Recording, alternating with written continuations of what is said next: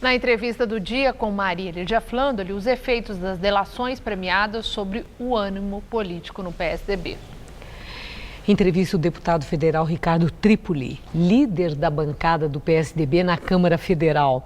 Muito obrigada, deputado. Obrigado a você. Um momento muito interessante agora, passado o carnaval, os olhares se voltam para os trabalhos no Congresso Nacional, principalmente com a expectativa sobre o que pode acontecer com as reformas. O que eu quero saber é sobre delações premiadas, a lista de Janot que deve sair aí na semana que vem, nominando as pessoas que estarão denunciadas.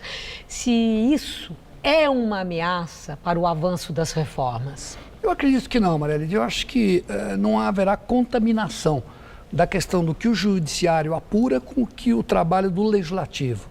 Nós temos uma missão muito clara, nós encontramos um país destruído, sob todos os aspectos, tributário, social, enfim, há uma vontade de reformas no Brasil e nós vamos ter que enfrentá-las, seja na área do trabalho, seja na área da previdência, seja na área tributária, enfim, é um grande desafio. A questão da chamada Operação Lava Jato, ela tem que continuar e continuar de maneira muito forte, né? No sentido de apurar cada vez mais delitos, crimes que foram cometidos durante a fase anterior do governo. E nós sabemos o que aconteceu. O importante seria que essas delações acontecessem e que fossem, obviamente, não colocadas sob sigilo, como a Justiça vem fazendo.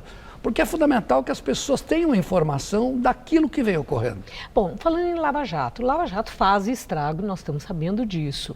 As pesquisas sobre preferência de voto na corrida presidencial mostraram que Lula está à frente dos demais políticos que foram apresentados ali nos vários cenários.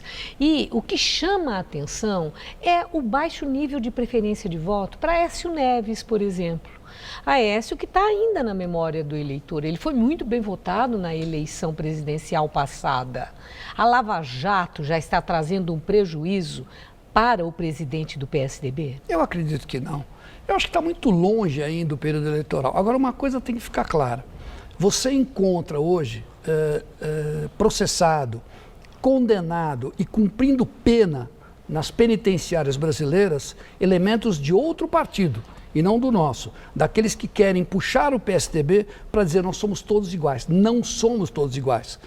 O PSDB é muito diferente. Nós sempre colocamos da apuração dos fatos, da forma com que o judiciário tem a liberdade de poder atuar, que o Ministério Público investigue cada vez mais. Isso é uma solicitação que nós fizemos. Mas quando o vem outro partido que nos acusa, na verdade, nunca fez essa solicitação. Está se referindo a qual? Ao PT? Ao PT, é óbvio. Você checa hoje quem você tem. Eu confio na Justiça, tenho certeza que você também, como nós confiamos no Ministério Público.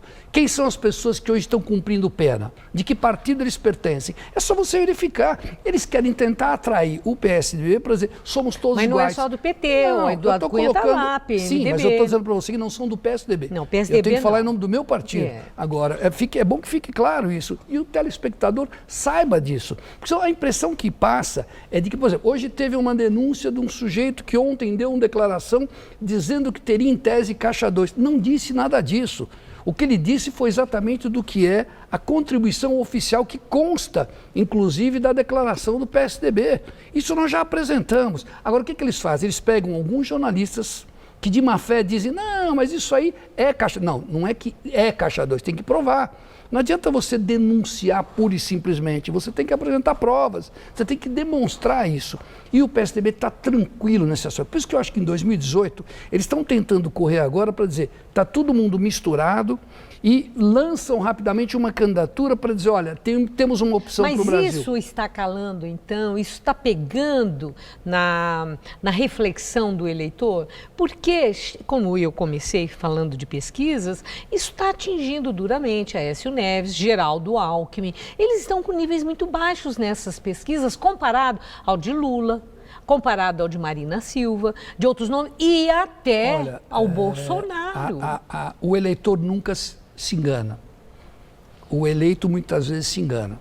Eu acho que vai depender do nosso trabalho, não só nas reformas, mas da maneira transparente de mostrar para a opinião pública o que vem ocorrendo. Nós temos praticamente 1 ano e meio para fazer isso. E eu não tenho dúvidas de que vai acontecer. Não tenho dúvidas de que... E Bolsonaro é uma ameaça? Eu acho que não. Eu acho que ele tem um segmento. Que ele está ocupando? Não, ele ampliou. Cresceu esse segmento. Você tem na França a Le Pen, que é a extrema-direita, e tem a direita. O Bolsonaro seria extrema-direita nossa aqui no Brasil. Sim, mas ele está avançando? Ele está ocupando mais espaços? Ele tem um discurso que é muito fácil. É um discurso para quem está necessitado, num primeiro momento compra aquela ideia.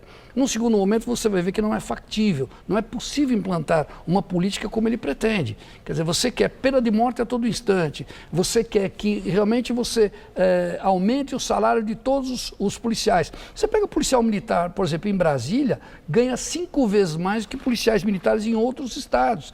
Não é correto, você tem que ter isonomia na questão. Então, eu estou dando algumas informações para você que, na minha opinião, quando chegar um momento adequado, o PSDB tem nomes preparados para poder disputar uma eleição, nós vamos apresentar para a sociedade uma proposta e um nome.